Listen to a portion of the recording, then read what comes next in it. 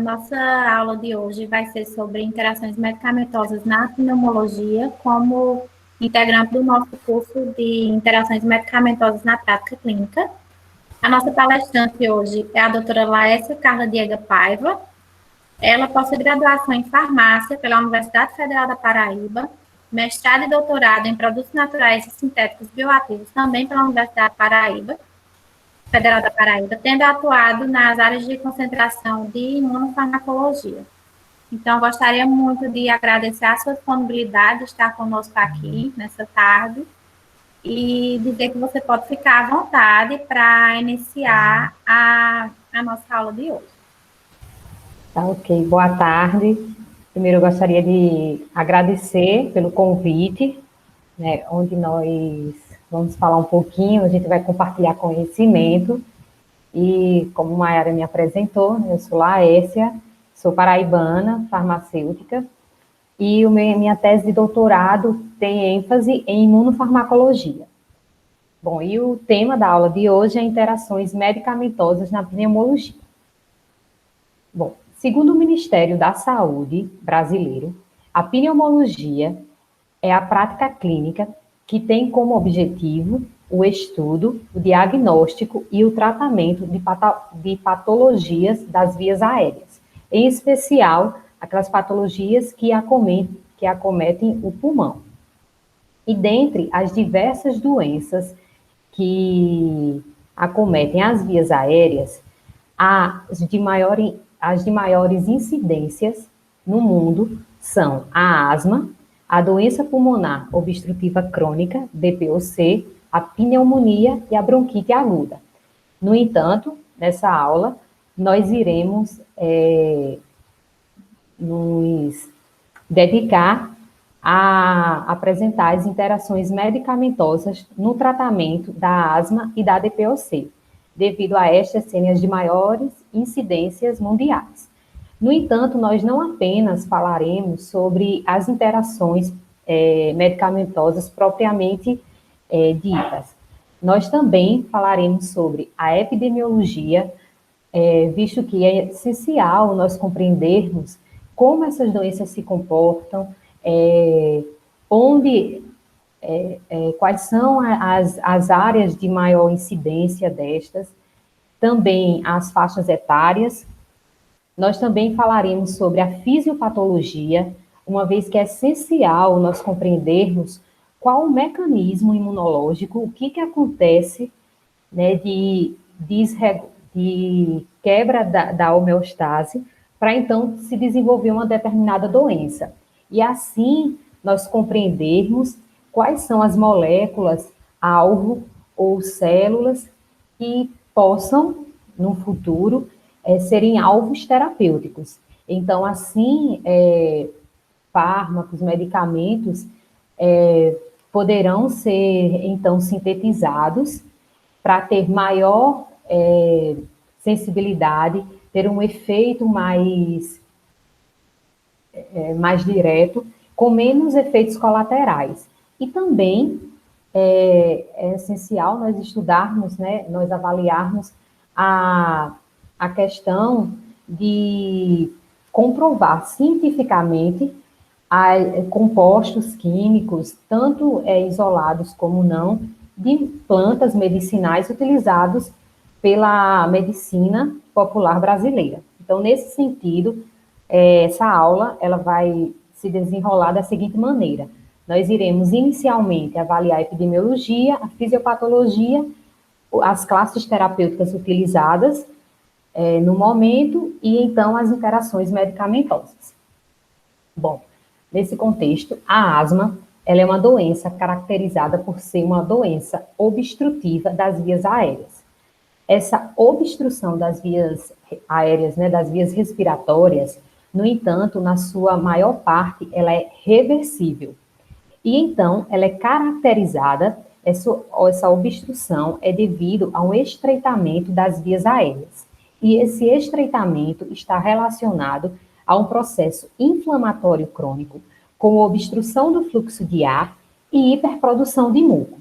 Aqui eu trouxe uma figura, que é uma histologia, uma figura histológica, de uma via aérea normal e uma via aérea de um paciente com asma. E nós podemos observar a mudança na estrutura do tecido pulmonar. Nós podemos ver o processo de remodelamento em decorrência a um espessamento da membrana basal e, consequentemente, uma diminuição do fluxo de ar. E também nós podemos observar um aumento da camada de músculo liso. Então, vai ter uma hiperplasia e hipertrofia da célula muscular e, consequentemente, um processo de broncoconstrição, o que ocasiona o estreitamento das vias aéreas. A asma tem como principais sinais e sintomas os sibilos e a dispneia. Bom, a asma, ela é uma doença heterogênea. E o que significa? É uma doença que ela é causada por diversos estímulos. Atualmente, a classificação da asma, ela se dá por fenótipos. E nos fenótipos, nós temos os endotipos e os biomarcadores. Bom, o que seria? A classificação fenotípica, ela é em decorrência a diversas situações, dentre elas aos sinais clínicos, à fisiopatologia, aos biomarcadores, onde esses biomarcadores são as substâncias endógenas que são produzidas e essas são mensuradas, são quantificadas. Também em relação aos endotipos, que está relacionado com a severidade da doença, e também aos agentes que causam a doença. Nesse contexto, a asma ela se divide em dois fenótipos. O fenótipo não tipo T2 e o fenótipo tipo T2. Bom, o que seria esse tipo T2? Está relacionado à resposta imune. Classicamente, nós temos dois tipos de resposta imune. A resposta imune tipo 1, que é aquela que ela é estimulada por patógenos, por micro-organismos, exemplos de vírus, bactérias, fungos. Então, esses patógenos, eles estimulam a resposta imune tipo 1. Já eumintos e alérgenos, onde são geralmente substâncias inócuas para a maioria da população e para uma parte desta população. Esses alérgenos desencadeiam a resposta imune tipo 2. Em relação à resposta imune alérgeno, nós iremos falar adiante. Nesse contexto, ainda a asma se divide em subfenótipos. Em relação aos subfenótipos não tipo T2, nós temos a asma induzida por obesidade, onde os biomarcadores principais é adipocinas, a asma paucigranulocítica, onde essa está relacionada a um aumento da camada de músculo liso, sem haver um processo inflamatório com migração de células inflamatórias, a asma neutrofílica, onde nesta asma é caracterizado por uma presença majoritária de neutrófilos e linfócitos TH17. Os pacientes que são acometidos por essa asma neutrofílica são pacientes que a severidade da doença é bastante complicada de ser controlada, devido a esses pacientes terem uma resistência maior ao tratamento com corticoides. Posteriormente, nós vamos classificar os medicamentos, as classes terapêuticas utilizadas, e uma delas é o corticoide. Então, esses pacientes, eles resistem à terapia por corticoide. Então, é uma asma que é bastante complicada de ser controlada. Em relação aos subfenótipos tipo T2, nós temos a asma induzida pelo ácido acetil salicílico, a asma medicamentosa, a asma induzida por exercício, a asma que está presente em mulheres, principalmente no período que ocorre uma alteração hormonal, no período pré-menopausa, menopausa e pós-menopausa. A asma eosinofílica, caracterizada por um influxo de eosinófilos, e a asma alérgica, onde essa asma alérgica ela é induzida por alérgenos. O que seriam os alérgenos? Alérgenos são substâncias proteicas que estão nos grãos de pólen, estão presentes nas fezes de ácaros domésticos, estão presentes nos pelos de animais domésticos que, ao entrar em contato com um organismo atópico, ou seja, um indivíduo que tem predisposição genética ao desenvolvimento de alergias, esse aeroalérgeno desencadeia, então, a asma. E todos esses subfenótipos, eles tipo T2, compartilham os mesmos biomarcadores, que estão relacionados às citocinas de perfil TH2, à eosinofilia, à imunoglobulina E alérgena específica. E a depender da quantidade e da severidade do quadro clínico, esses subfenótipos são então divididos nos endotipos TH2 high e TH2 low. Em relação à porcentagem de asmáticos, qual fenótipo prevalece, 80% dos casos de asma no mundo são em decorrência ao subfenótipo alérgico, tipo T2. Então, nós iremos focar na fisiopatologia da asma alérgica. Então, a asma, ela é uma doença cosmopolita, presente em todo o mundo, independente do país desenvolvido ou em desenvolvimento, acomete mais de 300 milhões de pessoas, e há estudos que predizem que em 2025 serão mais de 400 milhões de pessoas acometidas por asma. Ela ocasiona a morte por ano de cerca de 383 mil pessoas. Aqui no Brasil, cerca de 6,4 milhões de indivíduos são asmáticos e 10% das crianças são acometidas por asma. Esta é a quarta causa de hospitalizações no Sistema Único de Saúde, o que gera em torno de 350 mil internações anualmente. Como eu falei, a gente vai destrinchar agora a fisiopatologia da asma alérgica. Então, aquele indivíduo atópico que é predisponente geneticamente ao desenvolvimento de alergias, ao entrar em contato com os aeroalérgenos, esses alérgenos, eles vão estimular as células epiteliais das vias aéreas, principalmente das vias aéreas inferiores, e então esse estímulo vai levar nas células epiteliais a produção de alarminas, como o TSLP, que é a linfopoetina do estromatínico, e L33 e L25.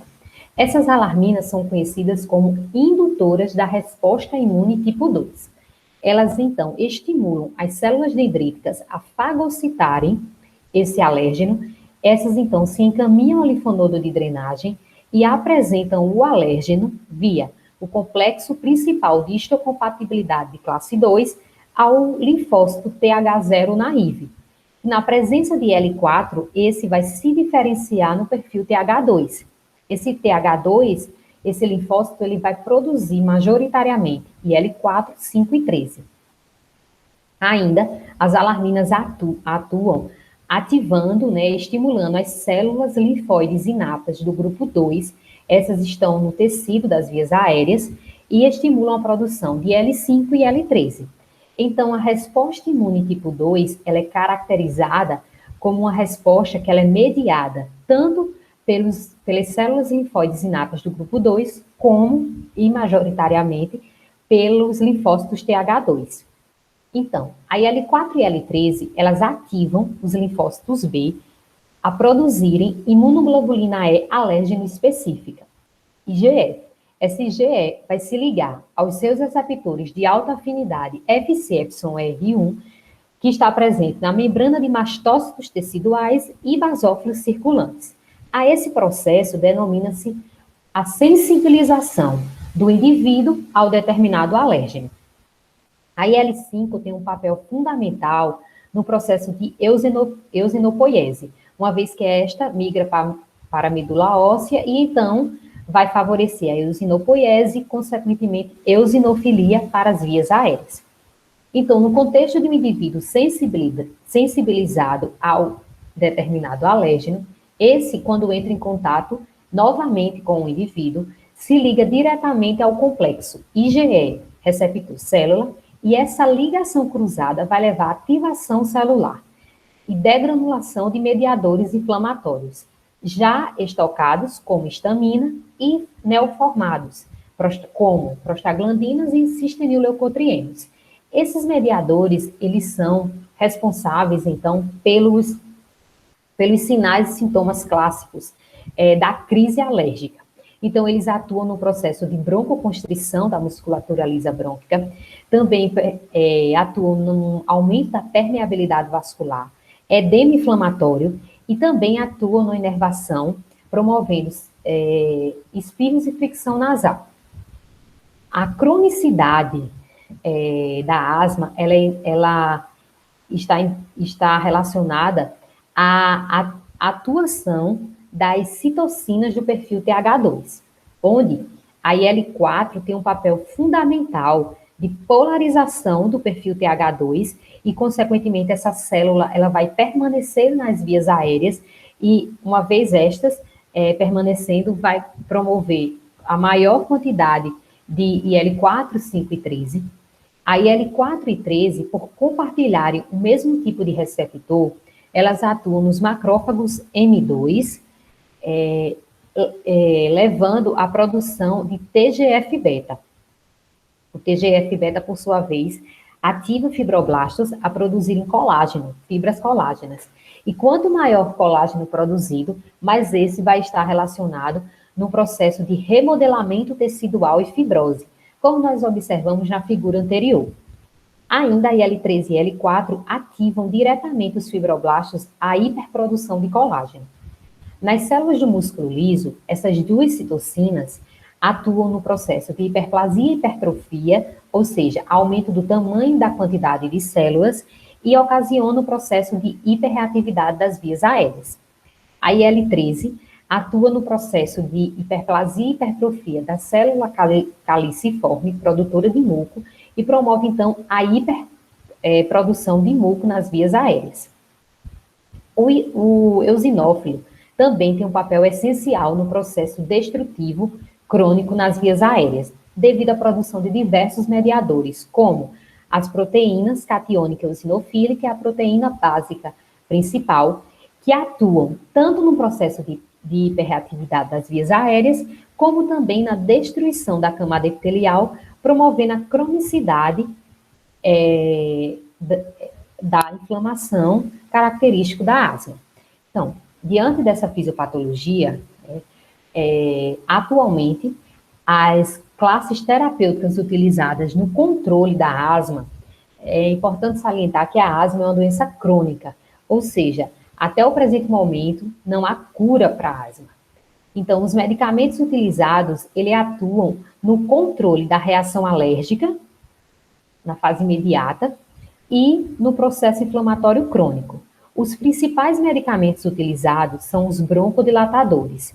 Também tem antagonistas cistenil-leucotrienos. No entanto, a principal classe é a broncodilatadora, e em relação ao processo inflamatório, são os corticosteroides. Bom, eu trouxe aqui, a título de informação, uma revisão, um artigo de revisão, publicado numa revista de alto impacto internacional, que é a International Immunopharmacology, em 2019, pelo grupo de pesquisa a qual eu faço parte na Universidade Federal da Paraíba, no Laboratório de Imunofarmacologia, onde essa é a primeira revisão no mundo da síndrome da asma e rinite alérgica combinadas, que é CARAS, onde se há um consenso cada vez maior que a asma e a rinite são uma única doença das vias aéreas e está relacionada com a marcha atópica. Então, eu trouxe aqui, quem quiser se especializar mais em pneumologia, principalmente na questão de asma, de doenças inflamatórias alérgicas, eu indico esse artigo, onde nele nós apresentamos todos os fenótipos, tanto da asma como da rinite, a fisiopatologia dessas doenças, todas as classes terapêuticas utilizadas e também os modelos animais que mimetizam essa doença nos animais, a fim de estudarmos a fisiopatologia dessa doença e também no intuito de estudarmos novos compostos, sintéticos ou naturais, que venham apresentar efeitos e que talvez no futuro se tornem alternativas terapêuticas. Bom, falando da asma, nós finalizamos por enquanto, e agora a gente vai falar da DPOC. que é a doença pulmonar obstrutiva crônica. A DPOC, ela é caracterizada por um estreitamento das vias aéreas. No entanto, a principal diferença da asma para a DPOC é que o estreitamento das vias aéreas na asma, ele é majoritariamente reversível. Já na DPOC, ele é irreversível. Nós vamos entender esse processo de irreversibilidade adiante. Bom, a DPOC, ela é caracterizada por três fatores, né, principais. Ocorre a destruição dos alvéolos, o excesso de muco e o estreitamento do bronquíolo. A DPOC, ela, como o próprio nome já nos diz, é uma doença pulmonar. Essa doença pulmonar está relacionada ao comprometimento de boa parte do pulmão, das estruturas pulmonares. Na asma, ela é uma doença localizada no espaço peribronquíolo vascular, no bronquíolo.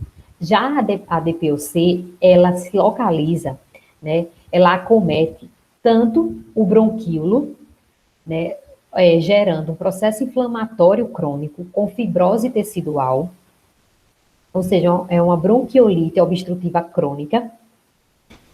Também acomete o brônquio, então vai envolver o processo de hiperprodução de muco.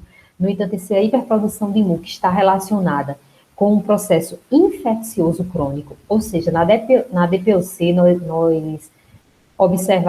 vai ser observado um processo infeccioso crônico, principalmente bacteriano.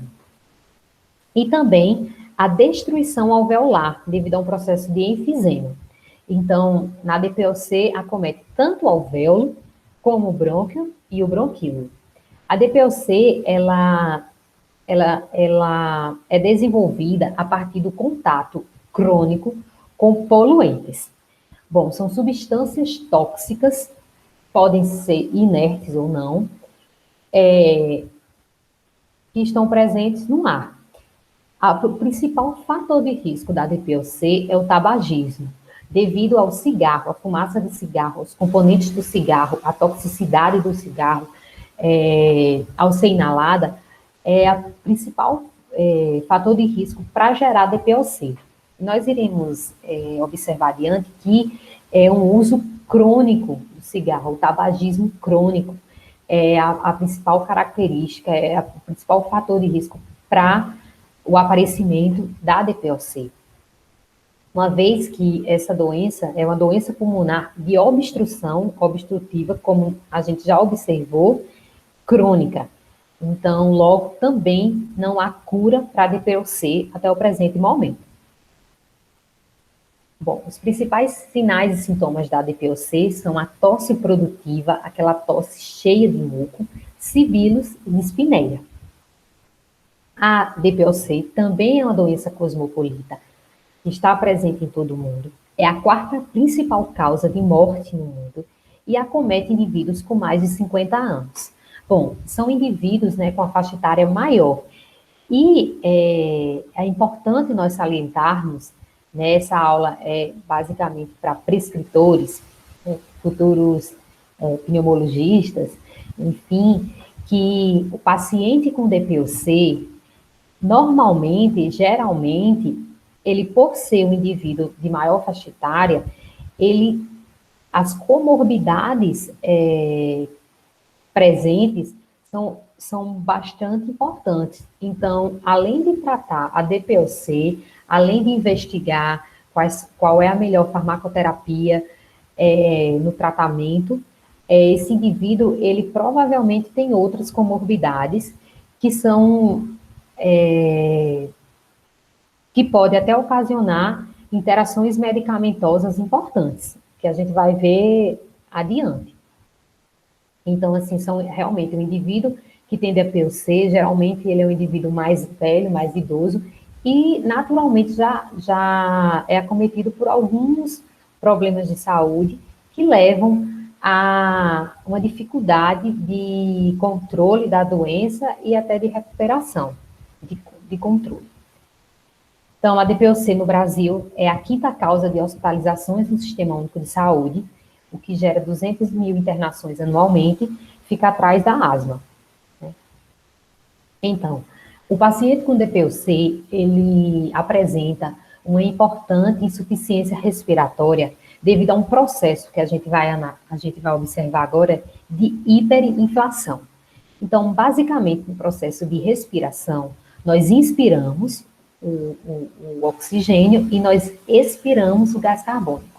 E a troca de gases, ela é realizada no alvéolo pulmonar. No entanto, no paciente com DPOC, além de toda a via aérea inferior estar acometida, está desgastada, está inflamada, está em fibrose, os alvéolos estão destruídos. Então, nessa via aérea vai ocorrer um processo de hiperinflação. Então, basicamente, o gás velho, né, o gás carbônico, ele vai ser aprisionado e vai ser bem complicado ocorrer a expiração. Consequentemente, vai gerar um processo de dispneia, uma diminuição da capacidade do exercício, afetando a qualidade de vida e também o status de saúde do indivíduo. Então, realmente ocasionando uma insuficiência respiratória importante nesse paciente de DPOC. Bom, a DPOC, ela é uma doença extremamente complexa, a gente vai observar agora, e até hoje não se tem a sua fisiopatologia totalmente elucidada. Então, o que eu encontrei, né, o que se tem até hoje, os mecanismos fisiopatológicos, a gente vai apresentar agora. No entanto, todo o quadro fisiopatológico ainda não foi totalmente elucidado. Então, uma das células que são comprometidas na DPOC são os macrófagos alveolares.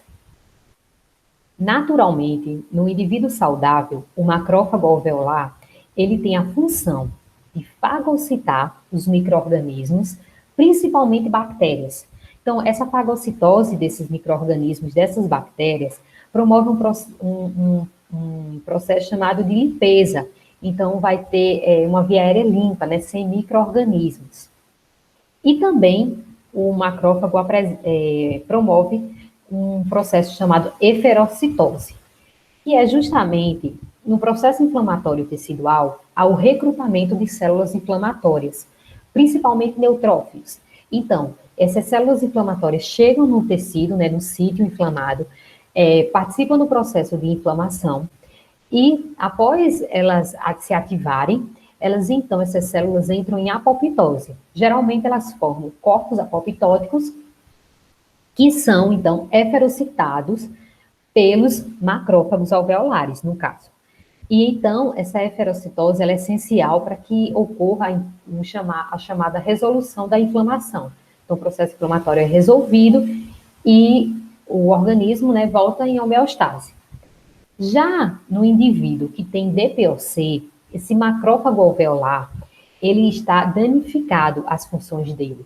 Então, esse macrófago, ele vai ter uma deficiência na fagocitose e, consequentemente, não vai fagocitar as bactérias, né, tanta bactéria, vai promover, então, o aumento dessas bactérias, essas colônias bacterianas, e por isso, na DPOC, nós temos uma infecção crônica instalada. Ainda, esses macrófagos também têm deficiência na eferocitose. Logo, vai ter um aumento das células apoptóticas no tecido e uma persistência do processo inflamatório crônico. Bom, aqui está representado, né, assim, os principais mecanismos fisiopatológicos da DPOC. Então, vamos lá.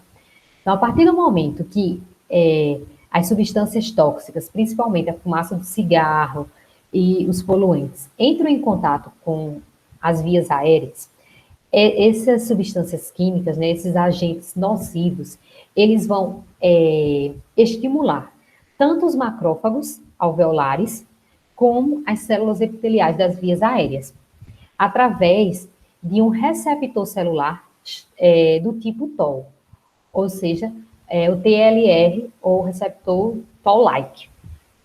Ativando esse receptor, vai ocasionar, então, uma cascata de sinalização intracelular, envolvendo ativação proteica de enzimas, que vai atuar ativando o inflamação. Aguarda um pouquinho aí que eu vou falar sobre inflamação. Nos macrófagos alveolares, além dessas substâncias, desses estímulos atuarem no toll-like, também vão ocasionar um estresse oxidativo, que também esse estresse oxidativo atua ativando o inflamassoma, e esse macrófago, ele vai passar por um processo que ocasionando a deficiência desse macrófago alveolar na fagocitose de bactérias, promovendo, então, a colonização bacteriana e infecção crônica, como eu já falei anteriormente. Então, o processo de inflamassoma, ele é essencial, onde esse é um processo intracelular que culmina na ativação, na transcrição gênica de diversos mediadores inflamatórios, dentre eles a IL-1-beta, IL-6, TNF-alfa, citocinas chamadas pró-inflamatórias, quimiocinas que atraem células inflamatórias e, enfim, fatores quimiotáticos. Então, esses fatores quimiotáticos produzidos e liberados, eles vão atuar, né, quimioatraindo células inflamatórias, majoritariamente os neutrófilos, mas também vão atuar na ativação dos linfócitos TH1, dos linfócitos TCD8, os citotóxicos, e dos linfócitos TH17, bem como atuam ativando também a migração de monócitos, que quando estes chegam, né, no tecido, eles se diferenciam em macrófagos, e essa diferenciação vai levar, então, à manutenção dessa inflamação das vias aéreas. Bom, principalmente os neutrófilos e as células T citotóxicas, elas produzem proteases. Essas proteases estarão participando do processo de enfisema, onde essas vão destruir os alvéolos e também vão ocasionar a hipersecreção de muco pelas células caliciformes. Ainda, os fibroblastos, esses fatores quimiotáticos vão ativar fibroblastos e esse vai ser responsável pelo processo de fibrose tecidual e também remodelamento da via aérea e estreitamento dessa via aérea, onde as três principais características da DPOC o estreitamento, a fibrose e o remodelamento tecidual das vias aéreas, o enfisema devido à degradação, destruição alveolar e a hipersecreção de muco, atrelada a uma infecção bacteriana crônica. Então, nesse sentido, atualmente, para o tratamento da via aérea inflamada na DPOC, devido ao estresse oxidativo, ao processo de broncoconstrição, edema e muco, a terapia farmacológica envolve a ação de três principais classes de medicamentos. Os antibióticos, que esses antibióticos são passados devido e após, né, o conhecimento de qual micro-organismo que está envolvido nessa infecção crônica, os esteroides ou corticosteroides, a fim de controlar o processo inflamatório crônico, e os broncodilatadores, a fim de tentar promover uma broncodilatação, um aumento da via aérea, né, para melhorar a respiração. Então, como a gente pode observar até o presente momento, tanto a asma como a DPOC são doenças crônicas das vias aéreas inferiores, são doenças incuráveis até o momento, e ambas,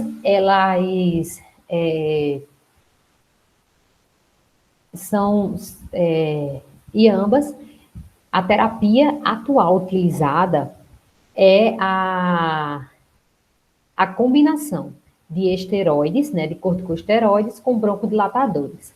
Então, nessa aula, nós iremos focar nos mecanismos de ação dessas duas classes de medicamentos e, posteriormente, as principais interações medicamentosas destas com outras classes.